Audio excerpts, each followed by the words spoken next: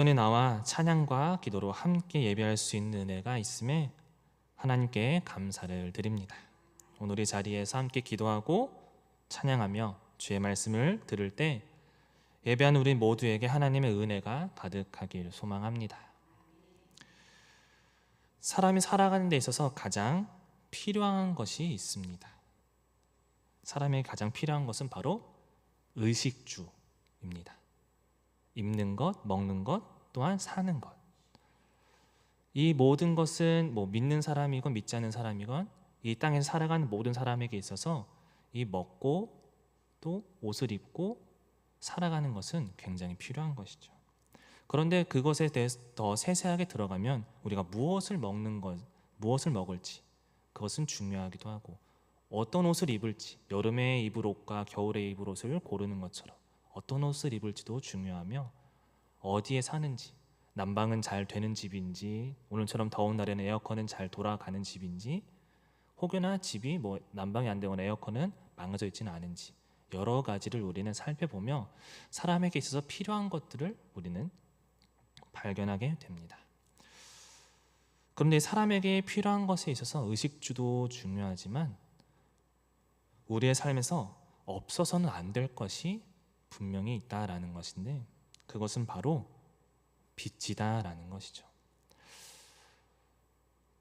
여러분, 식당에 갔는데 식당에 어두컴컴하고 아무것도 보이지 않는다면, 물론 요즘 컨셉이라고 하면서 이제 어둡게 하는 그런 식당이 있긴 하지만, 그런 식당에 가서 우리가 밥을 먹는다고 한다면 밥이 제대로 입으로 들어갈까요? 음식을 제대로 먹을 수 있을까요? 또 빛이 없는 상태에서 우리가 집에서 살아간다 한다면, 아무리 집이 편안하고 좋지만 아무것도 보이지 않는다면 오히려 그 집에 있는 것이 힘들고 어려운 삶이 될 것입니다. 우리가 살아가는 이 세상에서 빛은 너무나도 중요하다라는 것이죠. 예를 들어 우리가 어두운 저녁에 집으로 걸어간다라고 한번 상상을 해보십시오. 평소처럼 우리가 자주 왔다 갔다 하는 길인데 어두움이 있을 때, 저녁이 되었을 때 그 한 줄기 가로등 빛이 그 익숙한 거리를 밝게 비춰줄 때 우리는 안심하고 그 길을 걸어갑니다. 빛이 없다라고 한다면 아무리 우리가 익숙하게 걸어가던 길이라 할지라도 두려운 마음이 생기기도 하고 조금 무섭기도 하고, 아무리 익숙하다고 하지만 빛이 없다고 한다면 사람들에게 있어서 너무나도 그 공간은 가까이 하기 어려운 공간이 되고 만다라는 것이죠. 어렸을 적에 집에서 매일 놀고 부모님과 함께 집에서 매일 있었지만 잠들 때 불을 딱 끄는 순간 저는 어렸을 때 많이 무서웠습니다. 빛이 없으니까 아무리 내가 열심히 잘 놀고 재밌게 놀던 그런 공간이 빛이 없는 순간 오히려 두려워지게 됐다는 것이죠. 화장실에 몇 발자국만 가면은 화장실에 갈 수 있는데 그 밤에 무서워서 화장실을 못 갔던 기억이 있습니다. 그처럼 이 빛은 사람들에게 있어서 너무나도 중요하고 소중한 것이다 라는 것이죠. 그래서 이 전등이 발견되기 전 어두움이 있을 때는, 그러니까 햇빛이 있고 낮에는 사람들이 활동을 하지만 밤이 되면은 모두가 다 숨어 들어갔습니다. 어두우니까, 무서우니까. 그런데 우리들의 신앙에 있어서도 이 빛이 중요하다는 사실을 여러분들은 알고 계십니까? 우리가 살아가는 이 삶 속에서 또한 우리가 믿는 이 믿음의 생활을 함에 있어서 이 빛이 너무나도 우리에게 중요하다라는 것이죠. 그런데 이 빛은 어떤 빛이며 우리에게 어떤 유익과 도움이 되는지 오늘 말씀을 통해서 함께 알아보고자 합니다. 오늘 우리가 읽은 본문 말씀에서 사도 요한은 하나님이 어떤 분이신지 분명하게 전합니다. 너무나도 명확하게 얘기해주고 있는데 그것은 바로 하나님은 빛이시다라는 것이죠. 그에게는 어둠이 조금도 없으시다라는 것입니다. 이 세상의 어떤 빛보다 더 밝은 빛이신 하나님께서는, 그 하나님께 어둠이 없다라는 것은 그에게는 죄가 전혀 없다라는 것을 보여주고 우리에게 전하고 있는 것이죠. 어두운 마음이나 부끄러운 행실, 남들 몰래 뒤에서 행하는 떳떳하지 못한 일들이 전혀 없는 그 하나님은 선하시고 거룩하시며 그 하나님께는 그런 어두움이 아주 조금도 없다라는 것을, 그러므로 그 하나님께서는 참되고 거룩한 빛이다라는 것을 먼저 우리에게 알려주고 있습니다. 그리고 그 빛은 거룩하고 깨끗하기에 모든 어두움을 밝게 비추는 빛이 되어 있다라는 것이죠. 하나님께서는 우리의 모든 삶에서 빛으로 임하고 계십니다. 하나님께서는 저와 여러분에게 밝은 빛으로 임하셨습니다. 그리고 우리는 그 빛 가운데 걸어가며 살아가고 있지요. 우리에게 임하신 하나님의 빛은 이 세상에서는 발견될 수 없는 것이며 오직 주의 은혜로 예수 그리스도를 믿는 자들에게 주시는 거룩하고 참된 빛이다라는 것입니다. 우리가 이것을 알 수 있는 것은 우리가 예수를 믿기 전과 후를 살펴보면은 아주 명확하게 우리가 알 수 있습니다. 예수 믿기 전의 삶과 예수를 믿은 이후의 삶에 있어서 우리가 어떻게 살아왔는지를 살펴보면 우리가 빛으로 살아가고 있었다라는 것을 깨닫게 된다라는 것이죠. 그러므로 이 세상에 빛이 비추지 않는 곳이 없으며 해 아래에 감추어질 것이 없다라고 시편의 기자는 그렇게 고백합니다. 산 위의 동네가 숨겨지지 못함을, 그 빛 속에서 우리는 모든 것을 드러내 보일 수밖에 없음을 분명하게 전하고 있죠. 그렇게 하나님의 빛이 우리에게 비추어질 때 가장 먼저 나타나는 것은 바로 우리의 어둠이 무엇인지를 깨닫게 된다라는 것입니다.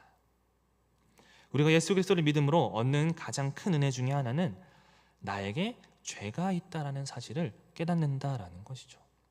즉, 내 안의 어두움을 다른 사람에게 들키고 싶어 하지 않고 심지어 나 자신조차 외면하고 있던 내 안의 어두운 민낯을 그대로 드러내신다는 사실입니다.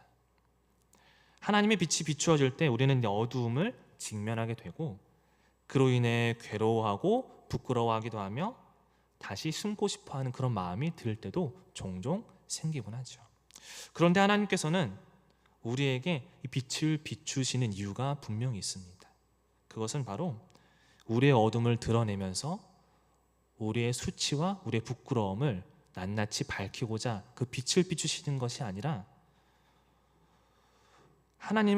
우리를 하나님에게 있어서 우리 안에 그 어두움들, 부끄러움, 민낯들을 다 밝히 보이게 함으로써 오히려 하나님은 그것을 말끔하게 씻겨주시고자 그 어두움을 드러내신다는 사실이죠.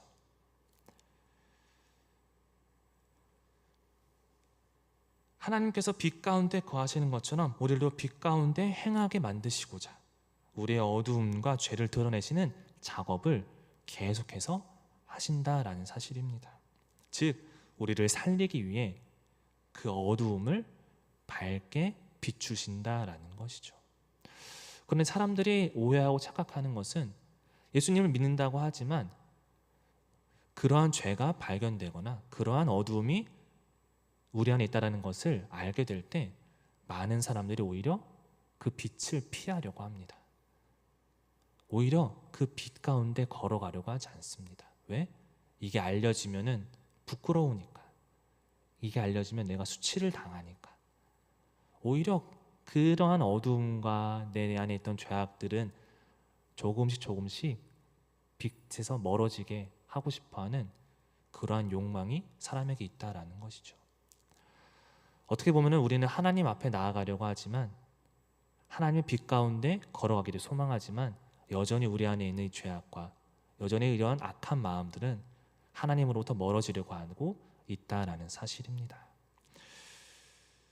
그런데 하나님께서는 오히려 그러한 우리를 향해 계속해서 빛으로 나오라고 권면하십니다. 빛으로 나오라, 빛으로 나오라. 하나님의 빛 가운데 살아라. 너에게 있는 그 어둠이 비추어질 때, 그 어둠이 드러날 때 내가 너에게 왜 그 어둠을 드러내는지를 깨달아라. 하나님께서 그 빛을 비추시는 이유는 마치 수술을 집도하는 의사가 환자의 아픈 부위를 더 자세히 보기 위해 전구의 등을 비추는 것과 같습니다. 수술받는 환자가 잘 치료받기 위해선 환자가 그 아픈 부위를 보여주는 것이 필요하지만 그 수술을 집도하는 의사가 그 환자의 아픈 부위를 빛으로 비춰서 분명하게 봐야 됩니다. 여러분, 수술을 진행하는 그 수술을 집도하는 그 방이 어두컴컴하고 잘 보이지 않는다면 수술이 제대로 진행이 될까요? 수술을 진행하는 그 수술실은 어떠한 그림자도 지지 않게 밝은 빛으로 그 아픈 부위를 비추옵니다. 그래야 그 수술 부위를 잘 치료하고 다시 회복할 수 있게 해주기 때문이죠. 여러분, 그런 수술실 뿐만 아니라 우리가 감기에 걸려서 목이 아플 때 병원에 가면 어떻게 합니까?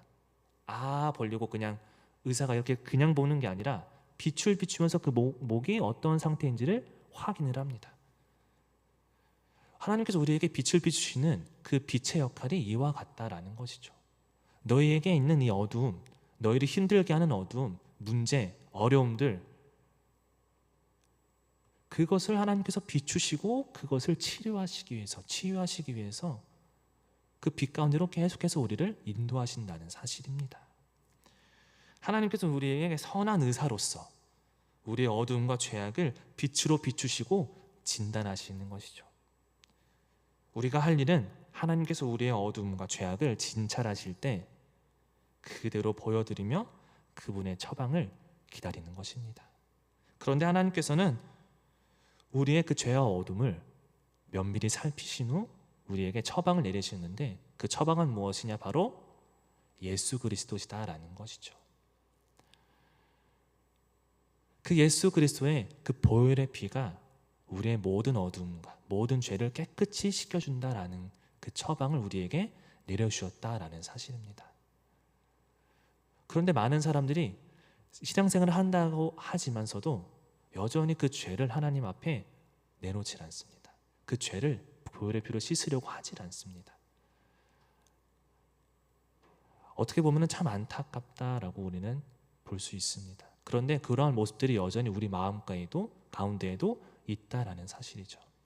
여전히 우리가 고백하지 못하는 죄가 있고, 여전히 우리가 깨닫지 못하는 죄가 있고, 여전히 우리가 알지 못하는 죄가 너무나도 우리의 삶 가운데, 생활 가운데 많이 있다라는 사실입니다.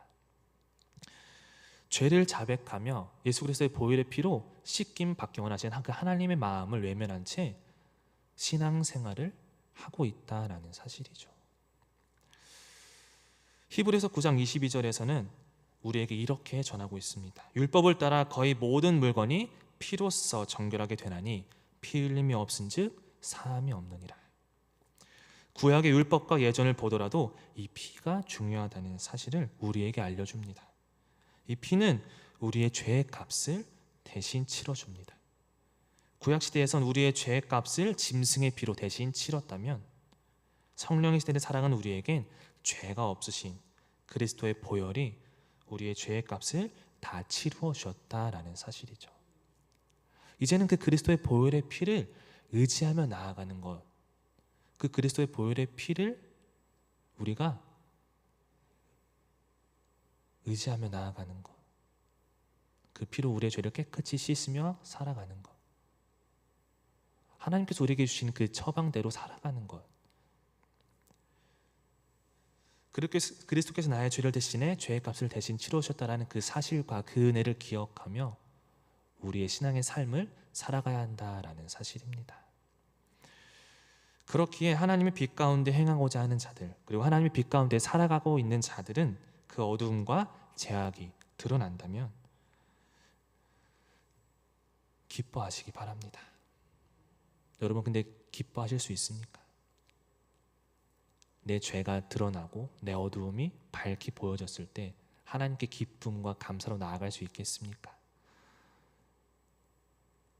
우리가 주님의 은혜의 보혈을, 그것을 기억하지 않는다면, 우리가 주님의 그 은혜가 너무나도 크고 놀라운 것이라는 것을 잊고 있다면 우리는 이 죄가 드러났을 때 부끄러워할 것입니다. 그러나 그 그리스도의 보혈의 피가 우리에게 너무나 귀중하고 소중하며 그 은혜가 나에게 너무나도 크다고 한다면, 그것을 알고 믿고 있다면 우리의 죄가 드러날 때 하나님께서 그 죄를 다 깨끗이 씻겨주시고자 하는 그 작업이 우리 안에 일어날 때 우리는 기쁨과 감사가 넘치게 될 수밖에 없습니다. 그러므로 여러분, 빛 가운데 걸어가는 것을 주저하지 마시고 그 하나님의 빛 가운데 사시기 바랍니다. 그 빛 가운데 살아가는 그 삶 가운데 있어서 모든 것을 하나님께서 인도하신다는 사실을 기억하며 그 은혜를 기억하고 감사하는 저 여러분 되기를 소망합니다. 하나님의 빛은 우리에게 죄에 대해서 분명하게 깨닫게 해주시는 아주 유익하고 도움이 되는 빛입니다. 그런데 이 빛이 비춰졌을 때 많은 사람들이 죄에 대해서 깨닫지 못하는 이유가 있습니다. 사실 우리가 죄에 대해서 우리는 너무나도 막연하게 생각할 때가 있습니다.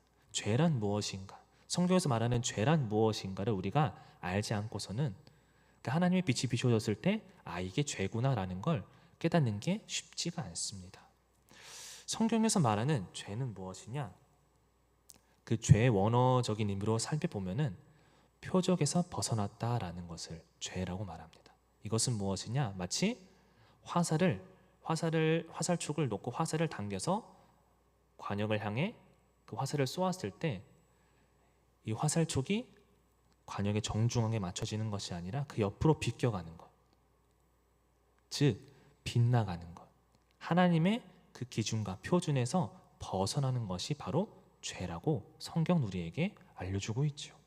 간단하게 예시를 들어 설명을 한다면 하나님께서 우리에게 건강한 몸을 주신 이유가 무엇입니까? 우리에게 건강을 허락하시고 지금까지 건강하게 살 수 있게 인도하시는 것은 그 이유는 무엇일까요? 우리 몸 건강할 때 이 땅에서 주는 쾌락을 즐기며 살라고 그 건강을 주시는 것일까요? 아니요, 오히려 성경은 그 몸을 거룩하게 하여 하나님께 영광을 돌리라고 우리에게 건강을 주셨다라고 알려주고 있습니다.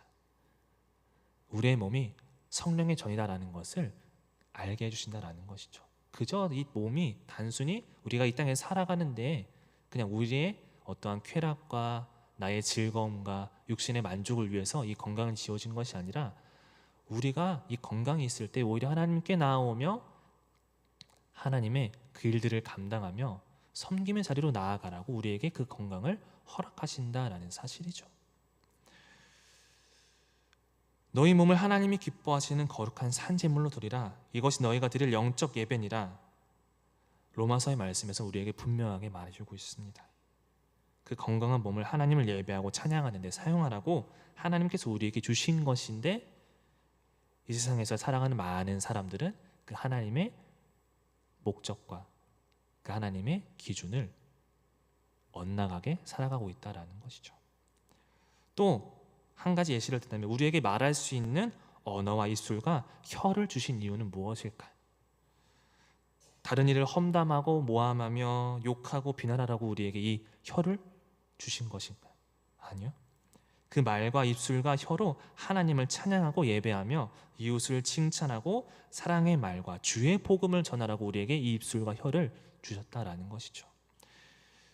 그런데 야고보 사도는 야고보서에서 이렇게 우리에게 말씀하고 있습니다. 이것으로 우리가 주 아버지를 찬송하고 또 이것으로 하나님의 형상대로 지음을 받은 사람을 저주하나니 한 입에서 찬송과 저주가 나오노도다. 내 형제들아, 이것이 마땅하지 아니하니라. 우리가 하나님께 받은 이 입술과 혀와 언어가 하나님의 목적에 맞게 사용되지 않고 있을 때 우리는 말로 인한 죄를 짓고 사람에게 상처를 주는 죄를 짓고 있다는 사실이죠.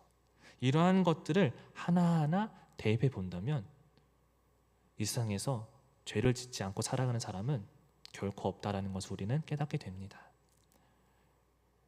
우리가 말씀을 따라 살아간다고 하지만 말씀 따라 살아간다고 하는 우리에게서도 이 죄의 기준, 이것이 적용된다면 어느 누구도 하나님 앞에서 내가 죄가 없다라고 말할 수 없다는 것이죠. 하나님 앞에 그 하나님의 빛에 나아갔을 때 이 모든 것은 우리에게 다 밝히 드러난다는 사실입니다. 죄에 대해서 분명히 알고 우리가 깨닫게 됐을 때 우리는 오히려 나는 죄인이다라고 고백할 수밖에 없다라는 사실이죠. 그러므로 성경은 우리에게 이 죄를 자백하고 하나님께로 돌아올 것을 오히려 말하고 있습니다. 너희 안에 너희가 살아갈 때 죄가 없는 것이 있느냐? 죄가 있다. 죄가 있기에 심판을 해야 되지만 내가 너희들에게 권면하니 그 죄를 자백하고 돌아와라. 하나님께서 우리에게 이렇게 말씀하고 있다라는 사실이죠. 그런데 이러한 죄의 고백은 정말 은혜인 것이 뭐냐면 예수님을 믿는 사람만이 이 죄의 고백을 하게 됩니다. 예수님을 믿는 사람이 죄의 고백을 한다라는 그것은 무엇이냐? 진심으로 나의 죄를 깨닫고 뉘우친다라는 사실이죠. 세상 속에서 살아갈 때 많은 사람들은 이 죄에 대해서 그저 잠시 반성하고 잠시 그냥 그 죄에 대해서 내가 미안해 하고 그냥 쉽게 넘어가려고 하는 모습들이 많이 보입니다. 그런데 하나님 앞에 섰을 때 우리가 죄를 고백한다라고 하는 것은 그러한 차원의 죄의 고백이 아니고 나의 죄를 대신해 십자가에 달려 죽으신 예수 그리스도를 기억하며 고백하는 것이다라는 사실이죠. 누군가 나를 대신해서 죽었다라는 것, 내 죄를 대신해 그 죄의 값을 치렀다라는 것, 이것을 정말 진실로 알게 된다면 우리의 죄의 고백이 결코 가볍게 되지 않는다라는 사실입니다. 그렇기에 우리가 회개하고 돌아오는 것이 하나님의 은혜인 줄 믿습니다. 회개하고 돌아오는 것 자체가 하나님의 빛 가운데 살아가고 있다는 것을 증명하는 것임을 우리가 알게 되기를 소망합니다. 여러분, 그렇기에 우리가 이 하나님의 빛을 우리가 사모하며 살아가기 원합니다. 세상 속에 살아갈 때 여전히 세상 속에는 어두움이 많이 있습니다. 여전히 죄의 방법대로 세상은 굴러가고 서로 속이기 위해 안간힘을 쓰며 서로의 다른 사람의 유익보다 나 자신의 이익을 위하여 다른 사람들이 어떻게 되든 상관하지 않는 그런 세상 가운데에서 오히려 밝은 빛으로 살아가는 저와 여러분 되기를 소망합니다. 세상의 법칙이 아니라 생명의 성령의 법으로 살아가는 우리 모두가 되기를 원합니다. 하나님 나라가 이 땅 가운데 임하길 원한다면 하나님의 빛이 우리가 살고 있는 내가 살아가고 있는 삶과 환경과 가정 가운데 계속해서 비치길 원한다면 우리가 그 속에서 더욱 빛의 자녀로 살아가는 우리 모두가 되기를 소망합니다. 그런데 이 빛의 자녀로 살아간다는 것은 또 우리에게 쉬운 일이 아닙니다. 우리가 하나님의 빛 가운데 살아간다고 하지만 여전히 우리는 빛 가운데 살아간다고 하는 것이 너무나 어렵다라는 것을 우리는 깨닫게 됩니다. 그러면 우리는 어떻게 빛의 삶으로 살아갈 수 있을까요? 우리는 성령 강림주의를 통해서 그 방법을 깨달았습니다. 그것은 무엇이냐? 성령 충만이 우리에게 있어야 한다라는 사실이죠. 성령 충만할 때 나타나는 특징 중에 하나는 그 성령 충만함을 통하여 우리가 빛의 자녀로 살아갈 수 있다라는 사실입니다. 근데 이 성령 충만을 우리가 계속해서 하루하루 살아가며 구할 때 우리는 놀랍게도 내가 의도하지 않았는데도 말씀으로 살아가는 나를 발견하게 될 것입니다. 즉 무엇이냐? 성령 충만하게 되는 순간 성령님께서 나를 말씀으로 인도하시는 것을 경험한다라는 사실이죠. 평소와 같을 때는 나를 힘들게 하고 욕하는 사람에게 똑같이 욕하고 똑같이 그 사람을 해코지 하려고 했다고 한다면 어느 순간 그러한 욕을 들어도 그러한 비난을 들어도 오히려 그 사람을 불쌍히 여기는 마음이 내 안에서 샘솟습니다. 오히려 그러한 사람들을 사랑하게 되는 그 마음들이 내 안에서 일어난다라는 사실이죠. 상황과 환경을 바라볼 때 암울하고 어려우며 문제가 있으니까 우울해지고 그 문제만 바라보면은 그냥 한숨만 나오는 그런 상황 속에서 우리가 성령으로 충만해지면 그 상황과 환경은 바뀌지 않았는데 오히려 나를 이 자리 가운데 살게 하신 이유는 무엇일까? 갑자기 하나님의 뜻을 구하게 되며 하나님, 내가 이곳 가운데서 어떻게 살아가야 될까요? 하나님께 물으며 하나님의 마음을 구하는 삶으로 변화된다라는 사실이죠. 그런데 놀랍게도 내가 변하는 순간, 나를 변화시킨 하나님께서 나를 변화시키는 순간 내 삶과 환경도 자연스럽게 바뀌어가고 있는 것을 우리는 발견하게 된다라는 사실입니다. 이것은 곧 우리가 말씀으로 어떻게 살아가려고 내 힘과 내 능력으로 행하려고 하는 것보다 먼저 돼야 될 것은 바로 성령 충만을 구하며 나아가는 삶이 되어야 한다는 사실이죠. 우리가 말씀을 읽지만 말씀을 읽는 그 가운데에서도 성령 하나님, 이 말씀이 어떤 말씀인지 알려주시옵소서 하는 기도하는 마음으로 읽을 때 그 말씀을 깨닫게 되는 것도 성령의 인도하심이 있을 때 가능하다라는 사실입니다.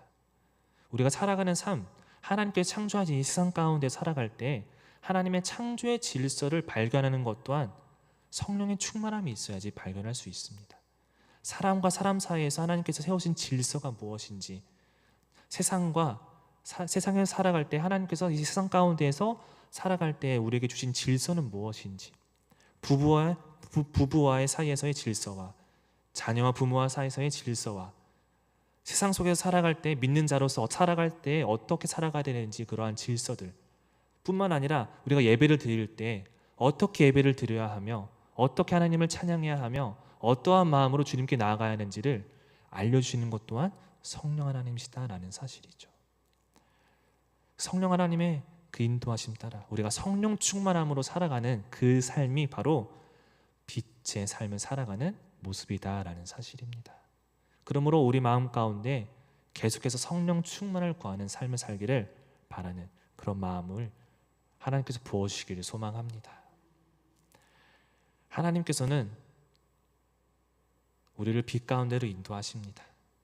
아무리 어두움이 우리를 삼키려 한다 할지라도 오히려 그 어두움을 우리를 삼키지 못하고 우리를 빛으로 인도하십니다. 여러분, 그렇기 때문에 더욱 하나님께로 가까이 가는 것을 주저하지 마십시오. 혹여나 나의 안에 있는 어떠한 어두움이나 문제들, 어려움이 하나님께로 나아가는 것을 방해한다라고 한다면 더욱 그 하나님의 빛을 구하시길 바랍니다. 악한 영은 우리를 계속해서 그 어두움 가운데로 인도합니다. 조금이라도 우리에게 틈이 있다고 한다면 그런 생각을 불어넣습니다. 하나님께로 가까이 가지 못하게 하는 그러한 생각과 마음들을 계속해서 우리에게 불어넣고 있다는 사실이죠. 그렇기에 우리가 계속해서 빛으로 나아가야 됩니다. 우리가 빛으로 나아가는 순간 이것이 하나님께 주신 마음이 아니구나. 악한 영이 지금 나를 속이려고 하고 있구나. 그 빛이 비추어질 때 깨닫게 된다는 사실입니다. 그렇기에 우리의 삶 가운데에서 주님의 빛을 비추며 주님의 빛 가운데 살아가는 저와 여러분 되기를 소망합니다. 계속해서 우리가 살아갈 때 마지막으로 우리가 빛 가운데 살아가는 삶은 무엇이냐? 바로 순종의 삶입니다. 이 순종한다라는 것, 이 순종하는 삶을 살아간다라는 것, 그것이 하나님께서 우리에게 빛 가운데로 걸어가는 그 길임을 우리에게 알려주고 있습니다. 말씀에 순종한다라는 것은 결코 내 힘으로 될 수 없다라는 것을 여러분은 잘 알고 계실 것입니다.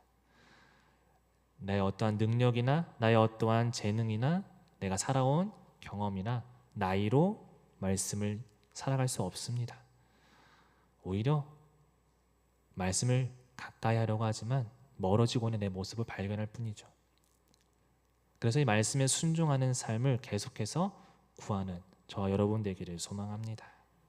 그러면 하나님께서 말씀에 순종하게 인도하십니다. 어느 순간 순종하는 나를 발견하게 된다는 사실이죠. 우리의 삶의 빛으로 임하시며 우리가 빛 가운데 행하기를 원하신 하나님께서 오늘 이 자리에 있는 우리에게 분명하게 말씀하십니다.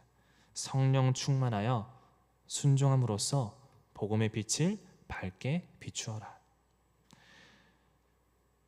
그리고 그 빛 가운데에서 너희의 죄가 밝게 드러난다면 예수 그리스도의 보혈의 피를 의지하여 나아오라. 성령 충만하여 순종하며 나아갈 때, 그 예수 그리스도의 보혈의 피로 우리의 죄를 깨끗이 씻으며 나아갈 때 우리에게 있어서 그 하나님의 빛은 밝게 비추어지며 세상 가운데서 그 빛을 비추며 살아가는 빛의 자녀로 살아갈 줄 믿습니다. 빛 가운데 행하기를 주저하지 않고 담대히 빛의 자녀로 살아가길 소망합니다. 성령의 인도하심을 따라 온전히 주님의 빛을 밝게 비추며 주님의 자녀로 살아가는 그 은혜가 있는 저와 여러분 되기를 소망합니다. 이 시간 함께 기도하겠습니다. 빛으로 우리에게 오신 하나님 아버지, 오늘 이 시간 우리에게 거룩한 빛을 비추어 주심에 감사합니다. 우리의 모든 어두움과 죄악을 비추어 주시고 그리스도의 보혈의 피로 씻겨 주시옵소서. 주님, 우리가 성령 충만하길 원합니다. 성령의 도우심을 따라 하나님의 말씀에 순종하며 살아가게 하시며 힘들고 어려운 상황이라 할지라도 오히려 작은 것에 하나님의 말씀으로 순종할 수 있는 힘과 능력을 불어넣어 주시옵소서. 우리의 모든 삶이 하나님의 빛 가운데 행하는 삶이 되길 원합니다. 주님이 기뻐하시는 삶을 살아가고자 하는 마음을 허락하여 주시며 참된 기쁨과 자유가 우리 마음에 가득 넘치게 하여 주시옵소서. 살아계신 예수 그리스도의 이름으로 기도합니다. 아멘. 이 시간 함께 찬양하며 기도하길 소망합니다. 우리 함께 내가 주인 삼은 모든 것 찬양하길 소망합니다. 이 시간 하나님보다 앞서 있던 그 모든 것 내려놓습니다. 하나님의 빛 가운데 비추어졌을 때 그 하나님보다 앞서 있던 내 어두운 모습들, 죄악된 삶들 주님 앞에 내려놓습니다. 온전히 주님께 나아가오니 주여 주님의 사랑 안에 우리가 거하며 주님의 빛 가운데 거하게 하여 주옵소서. 그러한 마음으로 함께 찬양하며 나아가겠습니다. 내가 주인 삼은